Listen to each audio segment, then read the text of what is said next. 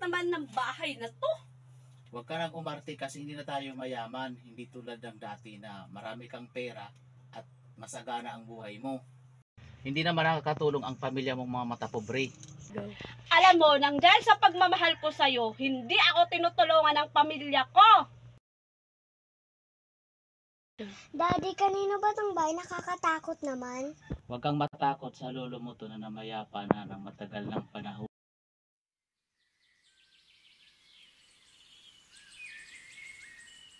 Gusto ko maglaro.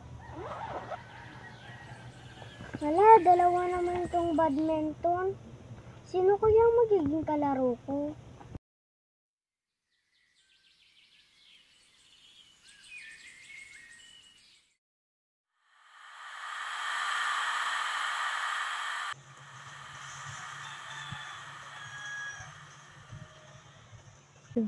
Hala, may duyang. Puntahan ko nga.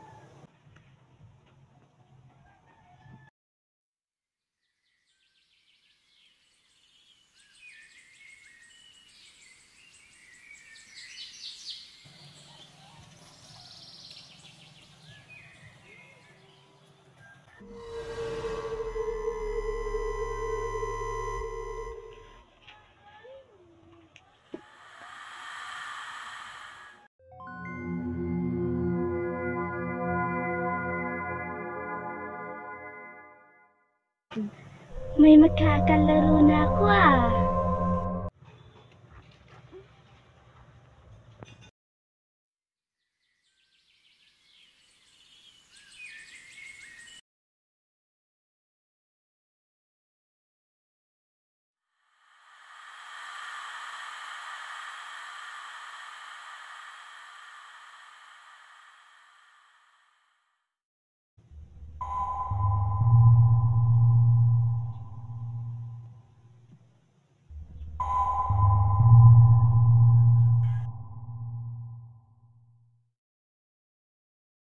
Sino ka po? Ako si Leia. Di ba gusto mo ng may kalaro? Opo. Halika. Laro tayo.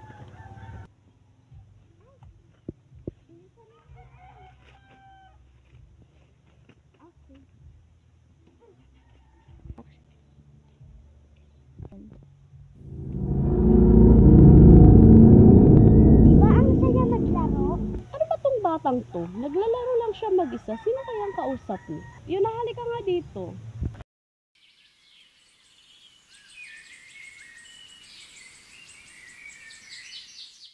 Ano po yan, Mami?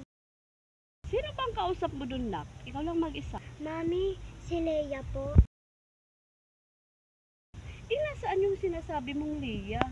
Andito siya sa harap natin. Halika na, wala naman akong nakikita dito.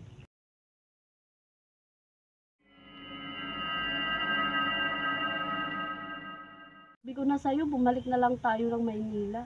Bakit ano ang problema? Kasi yung anak mo, nagsasalita siyang mag-isa. Kasi may nakikita ako na parang may kalaro siya. Nako, guni-guni mo lang yun. Sabihin mo na yung anak mo, baka nawawala na naman yan. Yuna, nasaan ka? Yuna? Yuna, sumama ka na lang sa akin. Hindi ka naman mahal ng mga magulang mo. Ayaw ko, alam kong mahal nila ako. Naniwala ka naman. Ako nga may mga masaya akong pamilya. Pero, asan sila ngayon? Nasan sila? Masaya kami noon. Pero, iniwan ako nila kahit may sakit ako. Papa, buntis daw itong pusa natin. Sige nga, tingnan ko nga kung buntis na. Ay, oo nga, laki ng tiyan. Magkakaroon na siya ng baby. Ang ganda naman itong anak ko, mahilig sa pusa. Huwag kang maniniwala sa kanila. Mga sinungaling. Uuwi na ako sa amin. Ayaw ko na sa'yo. Sumama ka, sumama ka, sumama ka. Sumama ka, sumama ka, sumama ka. Anak, bakit dito ka natulog? Sana, may nakinig na lang ako sa'yo. Nakakatakot pala dito. Umalis na tayo. Diba? Sabi ko na sa'yo. Sige, bukas alis na tayo.